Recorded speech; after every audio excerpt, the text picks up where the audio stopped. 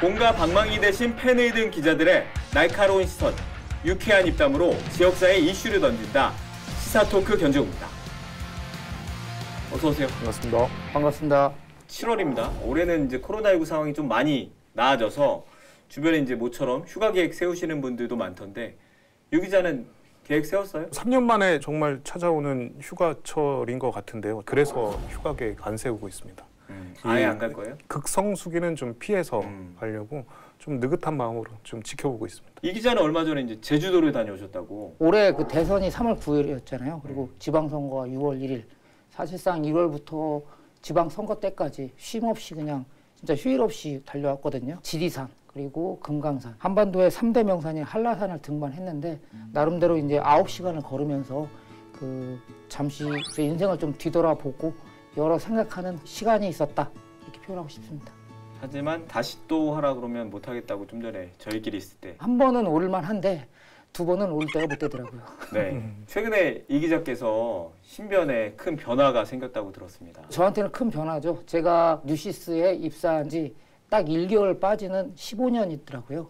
근데 이번에 이제 서울신문에 입사해가지고 다시 이제 새로운 삶에 도전하게 됐습니다. 15년 만에 이직이라고 말씀을 해주셨는데 사실 이게 쉬운 결정이 아니잖아요. 보면 저희 견제구 출연하는 기자분들이 유 기자를 포함해서 다들 잘 되시는 것 같아서 저는 굉장히 뿌듯한데 어떻게 보세요? 견제구가 기운이 좋아서 그런 거 아닌가 싶고 저한테는 뭐 기자로서 선배이신데 이게 신문사에서 통신사 다시 이제 신문사로 이렇게 넘어가시는데 처음에는 조금 그게 이제 잘 아시겠지만 그게 조금 형태가 좀 달라서 좀 생소하시지 않을 때 금방 적응하시고 워낙 능력이 좋으시니까 바로 활약하시지 않을까 하고 응원합니다. 고맙습니다. 네, 어디에 계시든지 좋은 기사 부탁드리면서 오늘 견제구 본격적으로 시작해 보도록 하겠습니다. 기사 패턴을 보면 가뭄, 폭염, 폭우, 다시 폭염. 요 패턴이 어떤 대책은 그 항구적인 대책이 아니라 그때그때 땜짓이 필요한 만큼의 또 관정을 다 팔 수 있는 것도 아니고 더 하나는 뭐가 문제가 있냐면 그 뚫는다 해서 다 물이 나오는 게 아니거든요. 두 분은 최근에 뭐 마트, 뭐 시장도 좋고 장을 본 게 언제예요? 죄송합니다. 제가 마트를 잘 가지 않습니다. 시장도 잘 가지 않습니다. 그럼 물건은 안 사세요?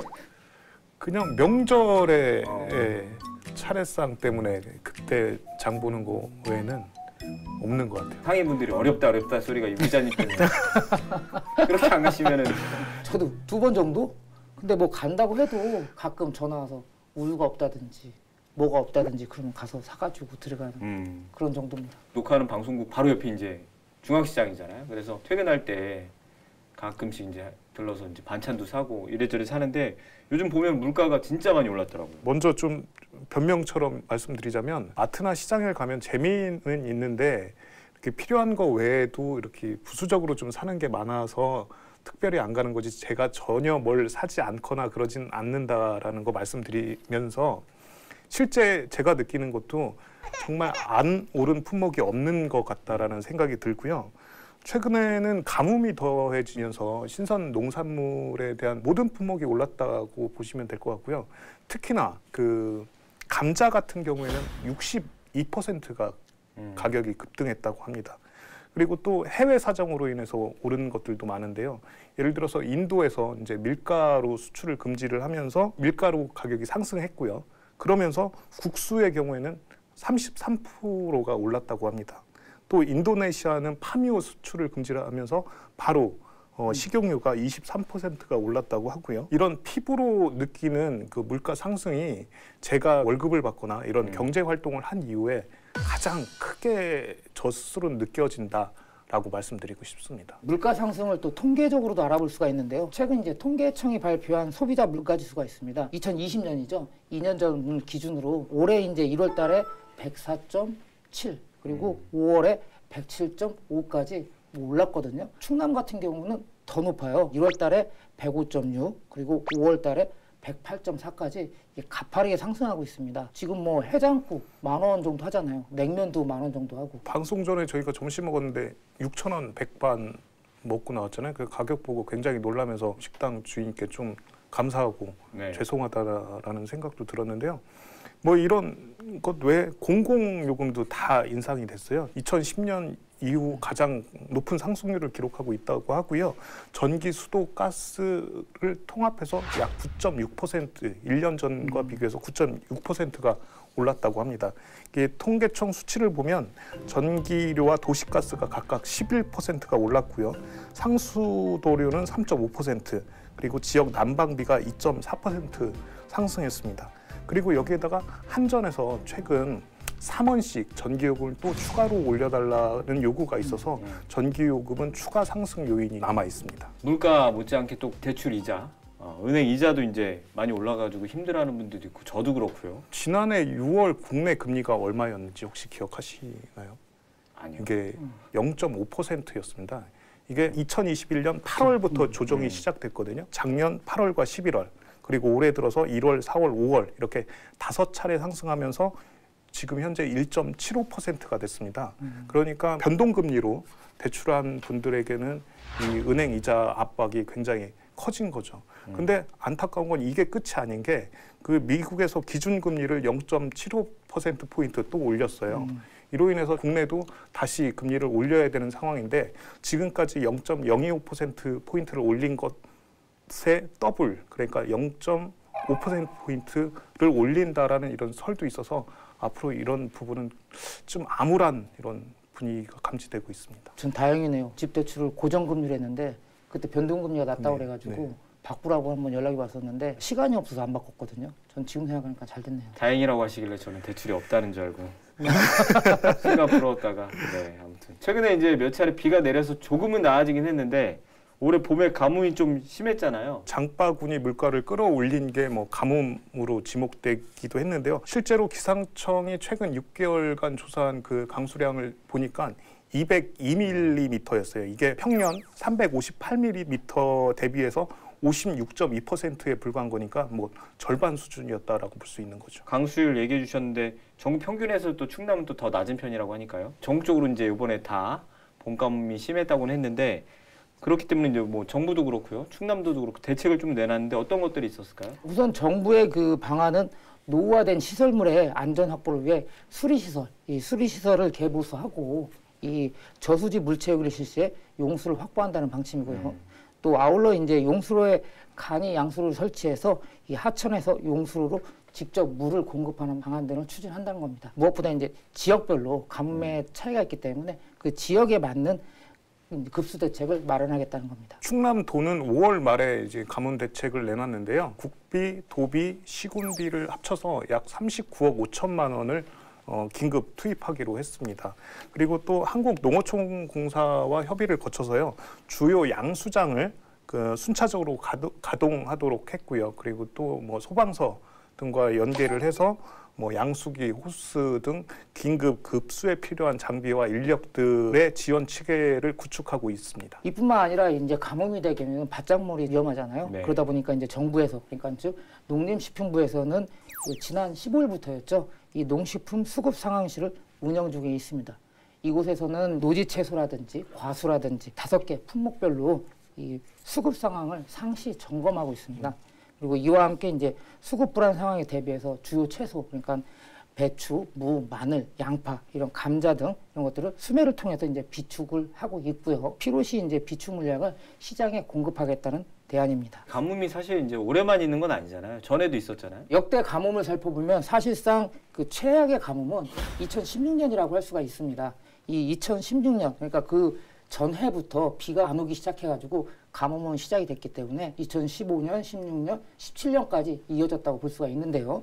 2017년 2월에는 이제 겨울에도 눈이 안 와가지고 천안에서 제발 좀 이 가뭄을 해결해달라 이런 내용의 청원까지 올라갔습니다. 그때 당시에 6월 달에는 아산 지역에서도 일부 수영장에서는 임시 휴장하기도 했습니다. 물을 아끼기 차원에서. 거북이 등껍질이라고 맞아요. 해갖고 바닥이 이렇게 네. 갈라진 그런 사진 뉴스도 많이 있었고, 제가 실제 대청호 갔을 땐 대청호가 그렇게 수위가 낮았던 것도 전 처음 경험했던 기억이 있습니다. 저도 그때 동면 지역에 이제 천수답들이 좀 있잖아요. 비에만 의존해서 농사 짓는 곳들이 좀 있어가지고 저도 갔는데 처음으로 제 기사에서 거북이 등껍질이라는 표현을 썼던 것 같아요. 기사에서. 근데 이 기자 올해는 덥다면서요? 더울 거라는 전망도 있던데? 기상청이 최근 발표했는데요. 이 7, 8월의 평년 기온이 의외로 낮아요. 7월 달이 24.6도, 8월 달이 25.1도인데 이런 기온보다 높을 확률이 이 40에서 50% 이상 될 거다 이렇게 예보를 했습니다. 매번 보면은 가뭄하고 장마가 이제 맞물리잖아요. 가뭄 뉴스를 쓰다가 또 호우 뉴스를 또 바로 이어지는. 아마 방송에 나갈 때쯤엔 장마가 지금은 아닌데 장마가 이제 시작 한창일 것 같죠? 이미 녹화일에도 제주도에서는 장마가 시작됐다고 하고요. 근데 방송될 때쯤에는 뭐 전국이 영향권에 들지 않을까 생각합니다. 적당히 가뭄이 딱 해갈 때일 정도로만 내리면 좋은데 충남 보면은 몇 년 전부터 저희가 수해 피해가 굉장히 큰 지역이잖아요. 장마철이 될 때마다 이제 걱정이 매우 큽니다. 천안은 2017년 그러니까 가뭄이 끝나고 바로 폭우 피해가 있었고요. 그리고 또 2022년 2년 전에 폭우 피해가 있었습니다. 2020년에는 천안뿐만 아니라 아산도 그 폭우 피해가 커서요. 이때 당시에 천안과 아산이 특별 재난 지역으로 선포되기도 했습니다. 하지만 문제는 뭐냐면 특별 재난 지역으로 선포가 된다고 해도 국가에서 지원하는 그 금액은 한정돼 있습니다. 그렇기 때문에 사실상 열악한 지방 재정으로 다시 보충을 해서 이 재난 복구를 해야 됐기 때문에 그 지역에서는 어려움이 클 수밖에 없는 거죠. 매번 뭐 지자체 정부에서 대책도 많이 내놓고 또 예산도 많이 쓰잖아요. 근데 정작 또 농민들 얘기 들어보면 또 아닌 것 같고요. 우리 기자들이 기사 패턴을 보면 가뭄, 폭염, 폭우, 다시 폭염 이 패턴이 계속 이어지고 있는 것 같아요. 최근 몇 년을 좀 살펴보면. 그렇기 때문에 이게 특정 그냥 가뭄 대책으로 끝날 게 아니라 폭염, 폭우까지 좀 대비하는 이런 대책이 좀 세워져야 하지 않을까라는 생각을 하게 되더라고요. 2017년이나 2020년도 그러니까 저희 같은 경우도 취재를 할 때는 가뭄이다 그러면은 딱 가서 사진을 찍고 취재할 곳은 정해져 있어요. 네. 호우 피해가 발생한다고 하면 어느 장소 가면 똑같이 재발하고 있거든요. 그러니까 대책은 항구적인 대책이 아니라 그때그때 땜질식 처방이 아닌가 이렇게 보여줄 수밖에 없는 거죠. 가뭄하고 뭐 호우 얘기는 이 정도로 정리를 하고 주제를 조금만 틀어가지고 농업 정책 얘기를 좀 해볼게요. 민선 8기 되면서 도지사가 바뀌었잖아요. 모든 분야가 다 이제 변화가 좀 예상되지만 농업 분야도 변화가 예상되는데 뭐 기대도 있고 우려도 있고 그럴 것 같아요. 일단은 민선 7기 양승조 지사의 농업 정책을 좀 살펴봐야겠죠. 2030 충남 노정 비전과 전략 뭐 이렇게 좀 표현할 수가 있을 것 같은데요. 총 5대 전략 목표와 20대 전략 과제 185개 실행 과제로 구성됐고요. 주요 과제는 인구 고령화, 그리고 인구 감소, 농촌의 그리고 농업소득의 불안정 등 이 3대 위기를 극복하는 데 이제 초점을 좀 맞춰 놨습니다. 이게 시기별로 좀 준비 단계가 좀 달랐는데요. 2022년 올해까지가 계획 수립 단계였고요. 2023년에서 2026년이 도약 단계, 2027년에서 2030년이 정착 단계 이렇게 나누어서 추진하기로 계획이 돼 있었는데 그런데 도지사가 바뀌면서 이에 대한 대폭 수정이 예고가 되고 있죠. 그러면서 기존의 2030 충남 농정 비전과 전략 요거는 조금 앞으로 이렇게 계획대로는 이어지기 어려울 것으로 보입니다. 2030년까지 계획이 짜 있었잖아요. 네네. 물론 도지사가 바뀌어도 추진할 수 있겠지만 본인이 3선을 했을 때까지의 계획을 이제 쭉 잡아놓은 건데 중간에 이제 도지사가 바뀌면서 뭐 차질이 불가피해 보이는데 뭐 일례로 그 농민수당 관련해서 저도 그때 기자간담회 참석을 했었는데 이거에 대해서는 김태흠 지사 같은 경우는 좀 생각이 좀 많이 다른 것 같더라고요. 충남의 농민수당은 시군에서 지원하는 거에다가 도에서 지원하는 최초의 사례이거든요. 그만큼 이제 농민들에게 있어서는 굉장히 이거에 대한 자부심이 크다라고 볼 수 있는데 그런데 김태흠 도지사는 이 부분에 대해서 약간 복지 정책으로 인식을 하고 있고요.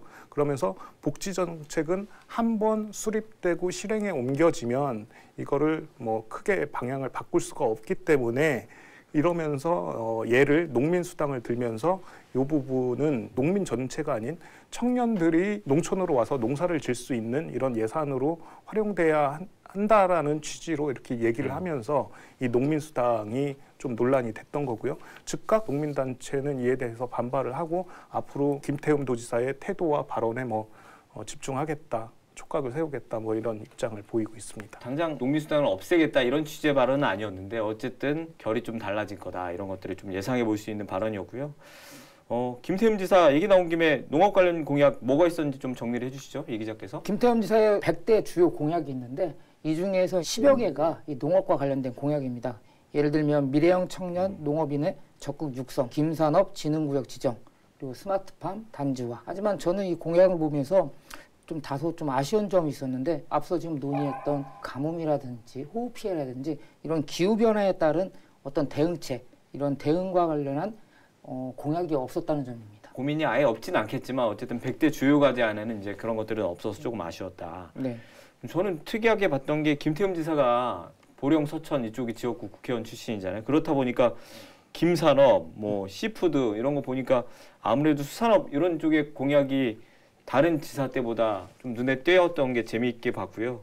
두 분은 뭐 어떤 걸 좀 관심 있게 보셨어요? 저는 뭐 농민수당 얘기 연장선상에서 청년 농업인 적극 육성 요 부분을 앞으로 어떻게 좀 추진할지 나이를 어떻게 이렇게 구체화할 수는 없지만 어쨌든 유입된 청년 농업인과 기존 좀 고령화된 이제 농업인들 이 부분을 차별을 또 두면 안 될 거 아니에요. 이런 부분에 있어서 이게 농촌의 세대 간 갈등 뭐 이런 것도 좀 살펴봐야 할 것이고 해서 어떻게 좀 추진될지 관심 있게 봐야 될 거라고 저는 생각합니다. 저는 보령의 섬과 태안에 이 크루즈를 운영하고 원산도에 해양 레포츠 센터를 조성한다는 공약이 좀 눈에 띄는데요. 그 이유는 뭐냐면 우리나라가 선진국보다 요트, 크루즈 이런 것들 해양 레저 문화가 매우 부족하다고 생각하거든요. 우리나라 중에서도 남해라든지 동해보다 충남 같은 경우가 더 부족합니다. 충남은 충분히 그런 자원을 가졌다고 생각하거든요. 그래서 관심을 좀 가져야 되지 않나 이렇게 생각하고 있습니다. 그거는 10월 달에 있을 그 보령 해양 머드 엑스포 요게 큰 전환점이 되지 않을까 생각하는데 요 엑스포 결과가 어떻게 나오느냐에 따라서 김태흠 도지사의 100대 과제에도 많은 영향을 주지 않을까 생각합니다. 저희들끼리 이 정도로 정리를 하고요. 이쯤에서 오늘의 구원투수 모시고 자세한 이야기 이어가도록 하겠습니다.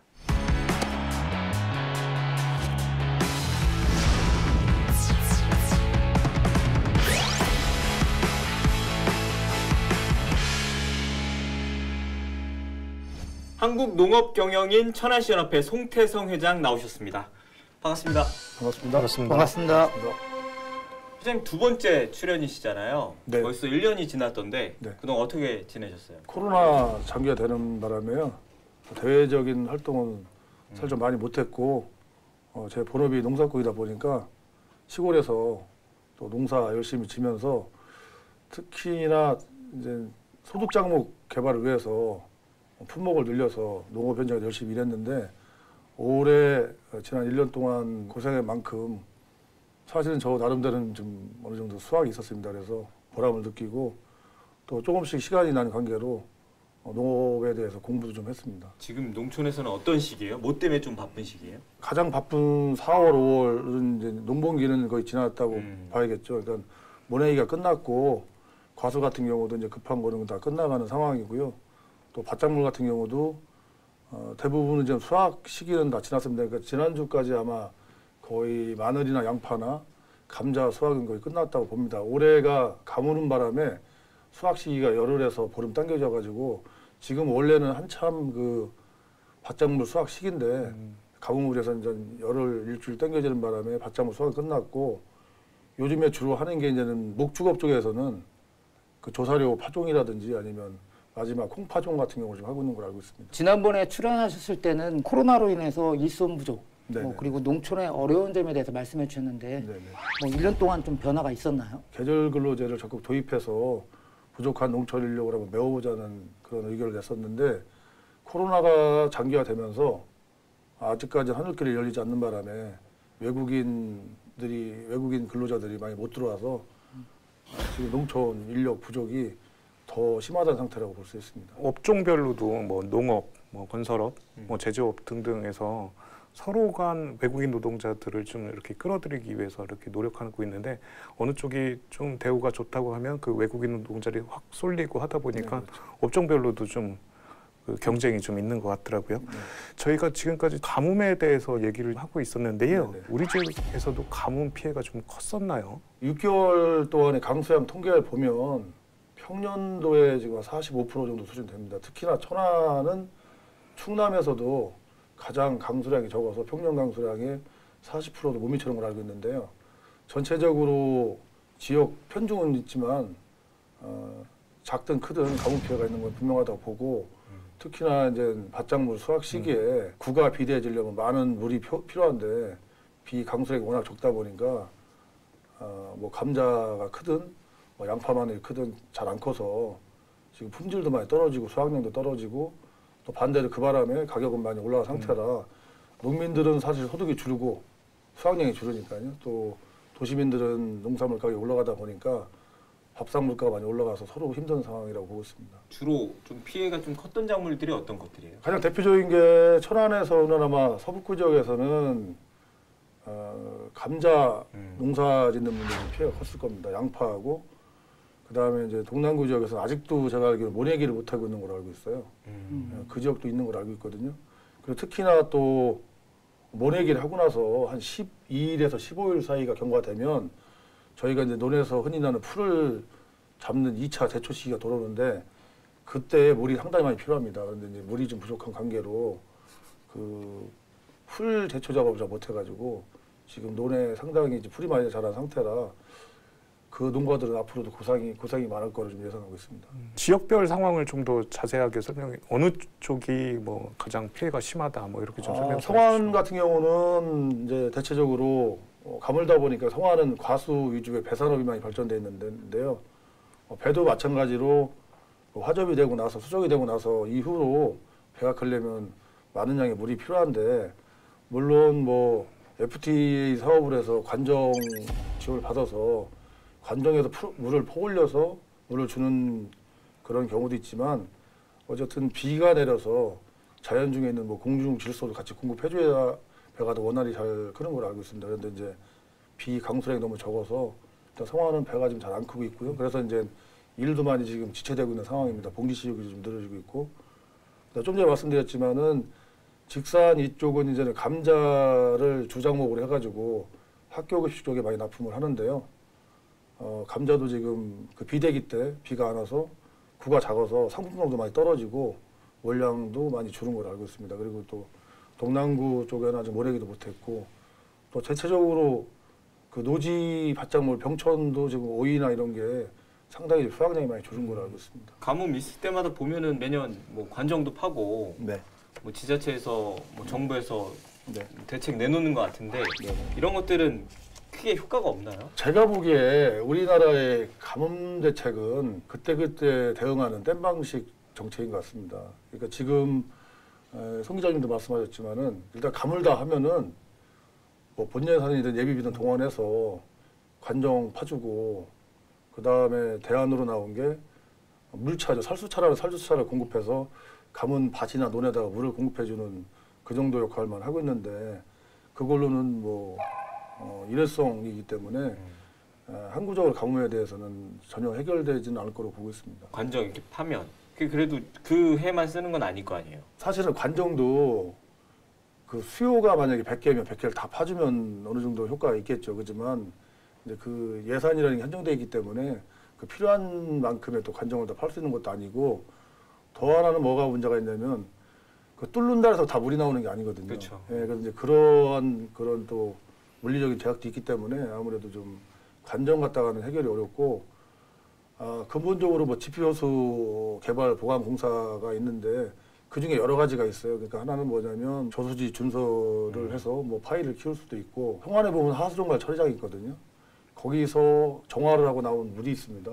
그거를 다시 재활용하는 그런 방법도 있고 한데 여러 가지 지금 사실은 머리 맞대고 논해야 될 부분이 많이 있는 걸로 알고 있습니다. 땜질식 뭐 대책이라고 이렇게 지적을 해주셨는데요. 매년 상황은 좀 다르지만 가뭄은 매년 찾아오고 있는 것 같고요. 네, 그렇죠. 그러면 뭐 지역을 떠나서 그 근본적인 대책을 한번 생각해 보신 적은 있나요? 제 나름대로 한 4가지 정도를 생각해 본 게 있습니다. 첫째는 뭐냐면 이제 올해 2022년도 이제 후반기에 착공에 들어갈 천안시 북부 지역 용수 해결 사업이 있는데 아선호에는 사실은 그 여러 가지 지천들이 많이 물이 들어와서 아선호에 물이 늘 넘쳐납니다. 근데 그 물을 그동안은 이제 평택만 썼었는데 그거를 펌핑해서 역으로 올려서 성안 또 입장 그다음에 저 넘어서는 독일 넘어서 경기도 안성까지 5개 저수지에 물을 공급해서 농업 용수를 해결하는 그런 방법이 있겠고요.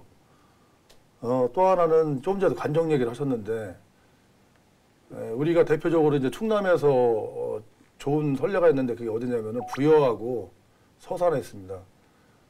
그 부여와 서산은 어느 식으로 해결하고 있냐면은 일반 그 소형 관정을 아무데나 파는 게 아니라 그 거점으로 대규모 심정호를 개발을 해서 거기서 모든 물을 관리하고 일괄적으로 논에 우리가 관계 수로해서 물을 공급하듯이 그 물을 보낼 수 있는 관로를 지중화해 가지고 그 필요한 단지에다 다 공급한다 일괄적으로. 그래서 실말 우리가 가정에서 수도꼭지 열면 물이 나오듯이 하우스마다 다 이렇게 연결이 돼 있거든요. 그래서 이제 내가 필요한 물을 그냥 열기만 하면 공급되는 그런 시스템으로 가는 게 있고요. 또 하나는 제가 이제 얼마 전에 토론회 나가서 말씀드린 게 하나가 있는데 우리 동네 예를 들어드리면 우리 동네가 이제 제가 성안 양령리라는 마을에 살고 있습니다.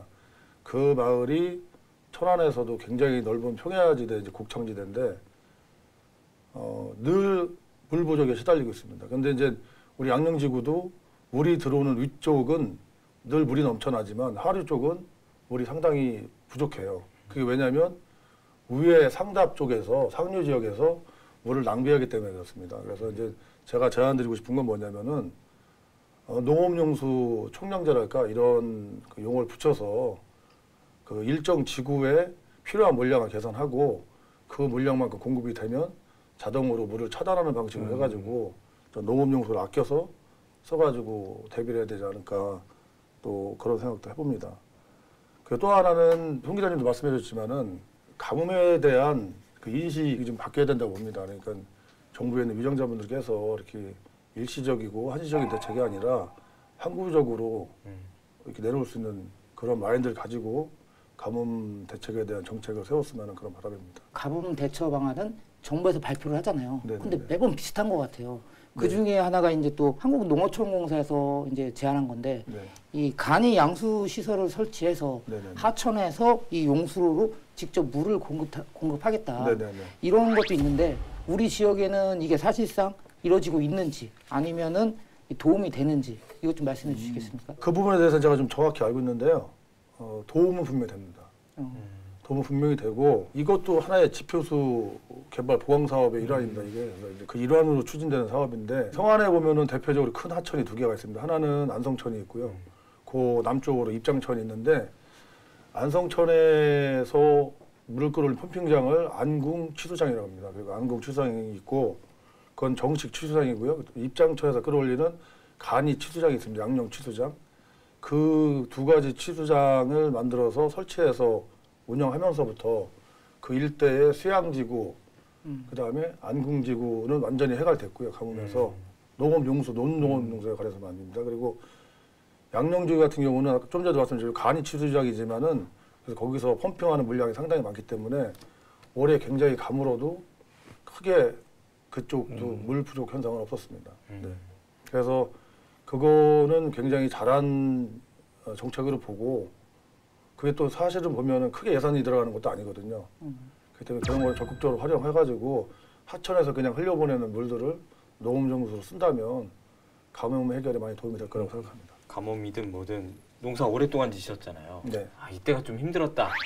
가장 힘들었다고 생각되는 때는 언제? 가뭄으로 사실 가장 힘들었던 거는 2018년도였던 것 같습니다. 그때가 제가 이제 막 50 정도 됐을 때인데요.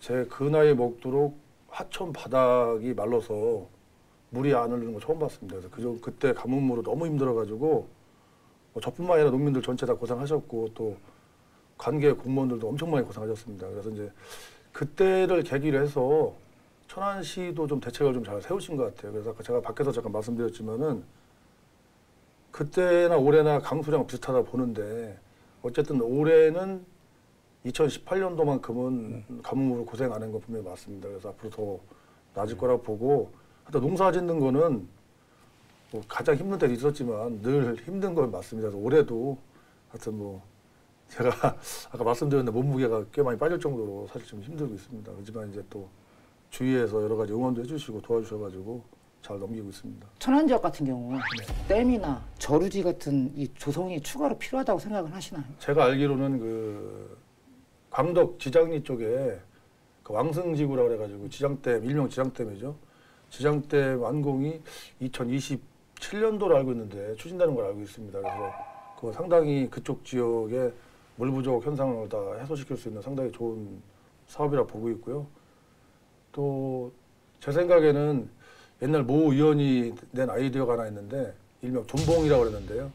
그 둔봉 사업도 좀 적극적으로 개발해서 같이 병행한다면은 물 부족 문제 해결에는 크게 도움될 거라 보고 있습니다. 둔봉. 둔봉? 네, 둔봉. 이게 뭐예요? 둔봉이 뭐냐면 예전에 시골 가면 경기 정리하기 전에 논 가운데 이렇게 웅덩이 좀 큰 게 있어요.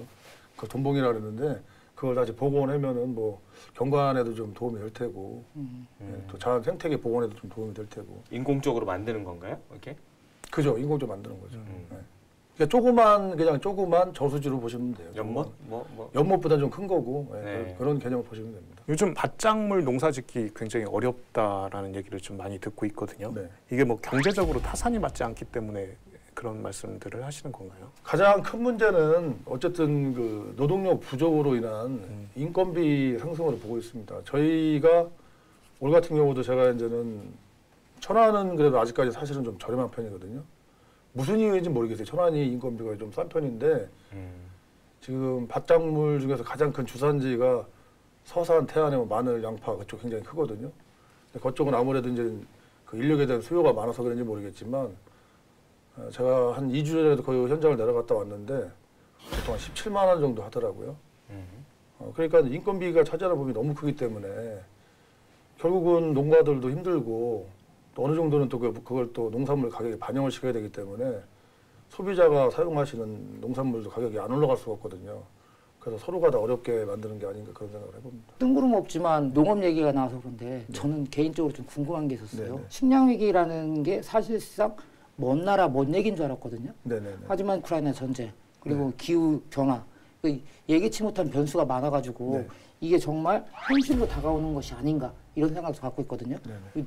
전문가로서는 어떻게 생각하시는지 좀 궁금합니다. 우리나라가 뭐 식량 자급률 따지면 안 되고요. 곡물 자급률만 따지면 20%가 안 되거든요. 그러니까 늘 우리나라는 거기에 그냥 내몰린 그런 나라예요. 그러니까 근데 그거를 우리가 일부러 알려고 하지 않는 건지 아니면 뭐 부정을 하는 건지 모르겠지만 식량 위기엔 우리는 늘 앞에 놓여 있습니다. 그래서 그거에 대한 대비를 늘 해야 되는데 사실 이번에 러시아 우크라이나 전쟁 때문에 그게 좀 이슈화가 돼서 식량 위기에 대한 위기감을 갖는 것 같습니다. 그리고 가져나면 제가 오늘 아침에도 뉴스에서 봤는데 우리가 가장 많이 먹는 뭐 콩, 옥수수, 뭐 밀, 뭐 전부 다 최하 30에서 뭐 100%씩 인상됐다 하더라고요. 요새 시중에 돌아다니는 말 중에 쌀값만 싸다는 거예요. 쌀값만. 우리나라에서 만든 농사진 쌀값만 싸다고 하는데 제 예상으로 쌀값도 그렇게 쌀 것 같지는 않습니다. 이 분위기면. 그래서 이제 좀 더 우리가 거기에 대처해서 국내에서 자급률을 높일 수 있는 방안을 좀 찾아야 식량 위기에 지금 대응하지 않나 그런 생각을 해봅니다. 농업도 수익이 있어야 거기에 젊은 사람도 뛰어들고 창업도 이루어지고 할 텐데 네. 지금 현재로서 이제 가장 시급한 문제가 바로 이 수익 구조 개편이라고 생각이 되거든요. 네네네.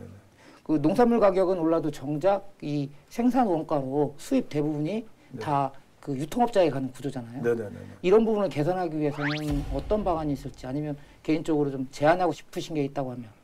제 생각에는 지금 천안시에서 추진하는 사업 중에요. 노콜푸드 활성화를 해서 지역 농산물을 직거래로 많이 유도해서 중간 마진을 좀 낮추고 농민들 소득을 올려주는 또 도시민들은 그만큼 좀 싸게 드시는 방안을 추진하는 걸로 알고 있습니다. 그래서 올해 같은 경우도 9월달 예정인데 천안시청 주차장 인근 부지에 대형 노콜푸드 매장을 지금 건설 중에 있습니다. 그래서 그런 게 좀 더 활성화된다면 농산물 판매가 원활해질 테고 또 중간 수수료가 많이 줄기 때문에 소득도 분명히 올라갈 거라 보고 있습니다. 제가 늘 제안하고 있는 것 중에 한 가지가 뭐냐면은 천안은 어쨌든 우리의 든든한 그 소비자 인구 70만 가까이 되는 시민들이 계십니다. 이분들한테 우리 농산물에 대한 그 좋은 이미지, 인식 제공을 한다 하더라도 충분히 우리 지역에 생산한 농산물을 팔지 않을까 그런 생각을 해보고 또 하나는 지금 학교급식센터든 아니면 지역 농협을 통해서든 사실 또 추진하고 있는 사업이 하나 있습니다. 통합 농산물 유통지원센터라고 이 통합 농산물 유통지원센터가 빨리 궤도에 좀 안착되고 활성화돼서 그런 것을 통해서 지역에 생산한 농산물이 많이 좀 판매되길 바라고 있습니다. 기후 변화가 굉장히 심하잖아요. 네네. 그래서 이제 보면은 천안에서 물론 시설이긴 한데 뭐 바나나 키우는 데도 있고 네. 커피도 하신다는 데도 있고 네. 이런 것처럼 전에는 우리 지역에서 안 했던 작물인데 안 됐던 작물인데 뭐 이제는 된다거나 이런 작물들이 있으면 좀 소개해 주시죠. 천안에도 이제는 그 열대작물이라고 그러죠. 열대작물에 대한 관심이 높아지고 또 이제 판매처도 생기다 보니까 몇 군데 농가들이 시작을 했습니다. 그래서 대표적인 게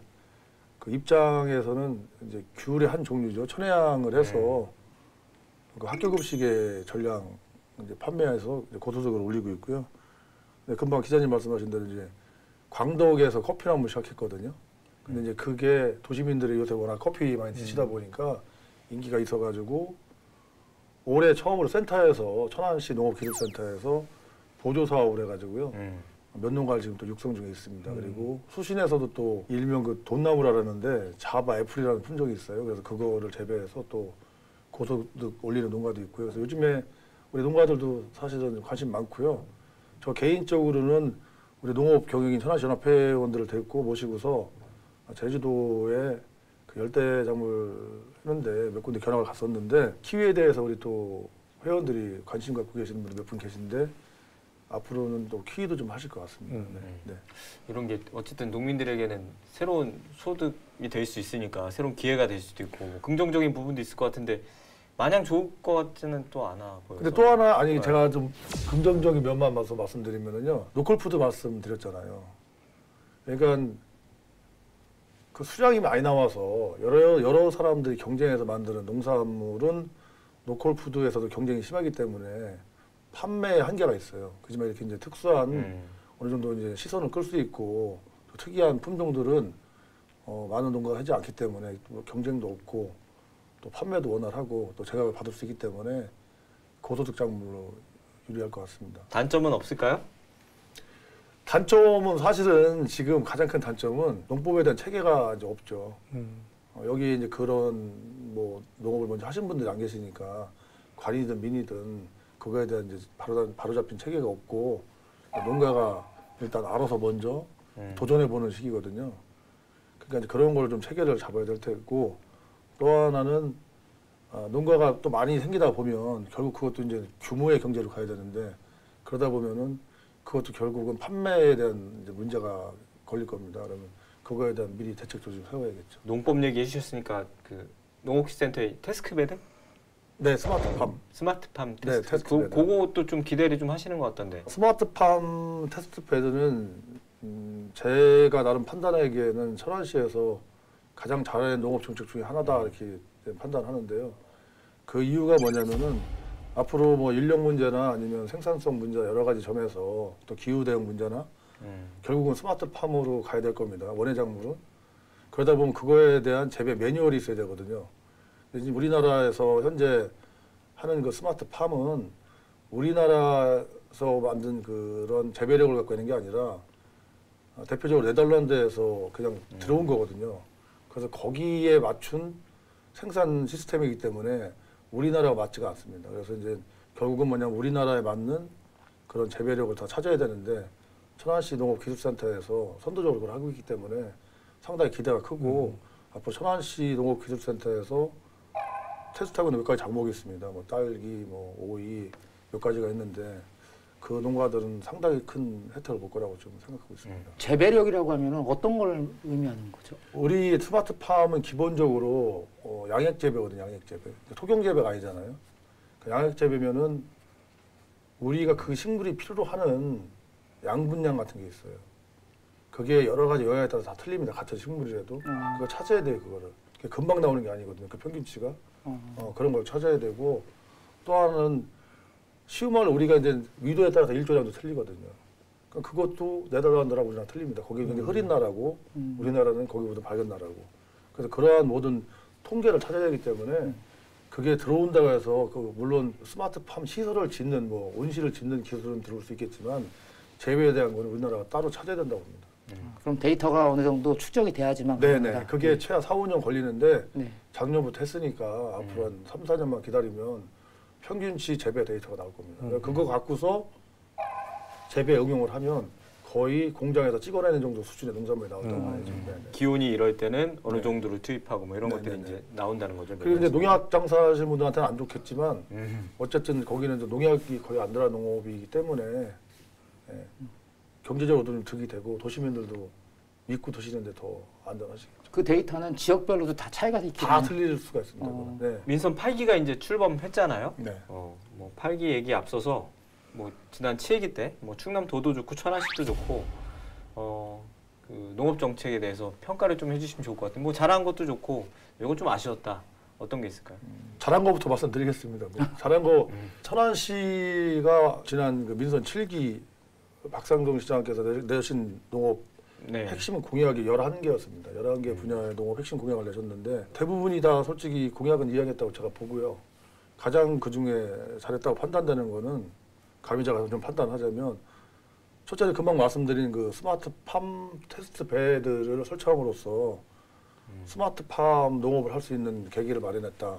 이게 가장 좀 크게 생각하고요. 또 하나는 그 청년 농업인 육성 발굴에 적극적으로 좀 이용해 주셔가지고 그거는 충남도 공영입니다. 충남도와 천안시가 청년 농업인 육성 발굴도 도움 많이 주셔가지고 앞으로 이제 미래 농업 현장의 일꾼을 좀 열심히 만들고 있다. 그래서 이제 감사드리고요. 또 충청남도가 전국 지자체 중에서 처음으로 실수했지만 그 농민들에 대한 그 인식의 변화를 갖고 올 수 있는 거죠. 농민들이 하는 역할에 대한 인정이죠. 농민 수당을 지급한 거에 대해서는 큰 의미가 있다. 그래서 이제 그거는 지금도 잘하고 있지만 앞으로 고령 농업인들의 기본 소득 안정화 차원에서 많이 기여를 할 수 있기 때문에 그건 좀 확대해야 되지 않나 그런 생각을 한번 해봅니다. 그래서 그런 부분도 있고 또 하나는 로컬푸드 활성화에 많이 심혈을 기울이고 계신데 그 부분은 잘 돼야 되겠고 사실 좀 부족한 부분이 좀 없지 않아 있어요. 그래서 그 부분을 좀 보완하셔가지고 더 잘 좀 했으면 좋겠습니다. 그리고 가장 아쉬웠던 점이 하나가 뭐냐면은 요즘에 청년 농부들이 많이 들어옴으로써 농업 현장에 대한 여러 가지가 많이 급히 변하고 있는데 농업 정책을 세우시는 그 관계자분들이 그 마인드 변화가 좀 느리지 않나. 그래서 현재 변하고 있는 그 추세에 따라서 좀 더 대응을 좀 적극적으로 해주셔가지고 앞으로 미래 농업에 좀 대응을 좀 활발하게 해줬으면 좋겠습니다. 지금은 도지사가 바뀌었잖아요.